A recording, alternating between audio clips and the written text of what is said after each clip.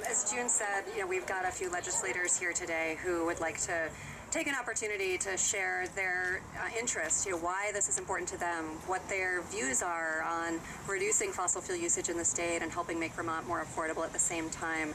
So the first of two speakers I'd like to introduce in that regard is Senator Tim Ashe, who's the pro tem. I'll wait for our friend the truck to pass by here. Well, thank you, Rebecca, and thank you, Commissioner.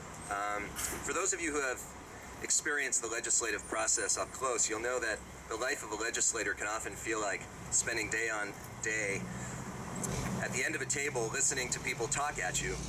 And sometimes a little golden nugget comes at you. And one of the people here today, and I've promised him or her I would not reveal the identity, was at the end of the table talking about the need to tighten up people's homes and do heating efficiency, and said, "It's dumb to heat the outdoors. We shouldn't do dumb things." And I thought that summed it up pretty well, and I think the person here might blush a little bit as I recount that. But really what we're here today to do is to start to shift the conversation towards heating efficiency throughout the state of Vermont. It's very well known that we have a climate change crisis on our hands. Some in the legislature, and I agree with them, call it an existential crisis. And a lot of the focus has been on solar and other renewable energies, and that's been appropriate. There are two other areas that we really need to double down on. One is heating efficiency, and that's what we're here today. The other is our transportation emissions sector.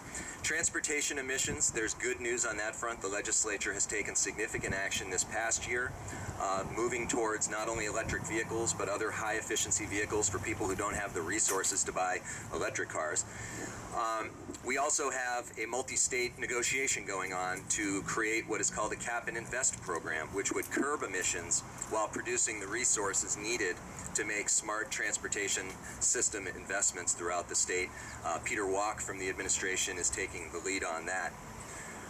This past year, in our effort to start to move towards a significant investment in heating efficiency, we worked with our partners at Efficiency Vermont, and I believe that work has led to this announcement today, trying to make the positive, almost universally loved brand of Efficiency Vermont, which is known for entering people's homes and businesses and saving them money on electricity, to start to bridge to a new reality where not only are they continuing to drive down electric consumption, but also working on all the other energy costs that a home or business focus on.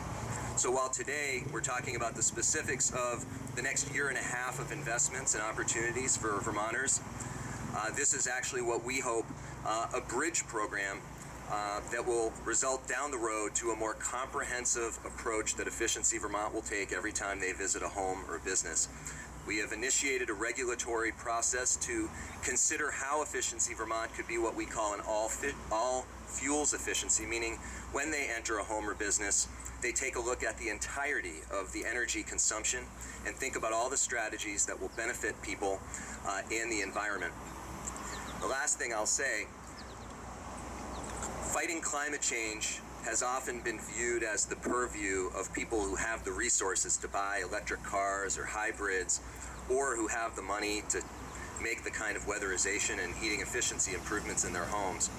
Our goal, and I think today reflects that, is to democratize fighting climate change so that it's actually something that's available to people of all income levels. This is a really tremendous stride forward, because ultimately, whether your goal is to fight climate change, which I hope it is for all of us, or not, we can all agree that saving people money is actually a really good thing, and Efficiency Vermont excels at saving people money, and this will bring their services to even more people in a broader scope of services. So I think that this is a tremendous day to recognize the shift in thinking that we're all making and working with our trusted partner at Efficiency Vermont and others like the Energy Co-op of Vermont. Thank you.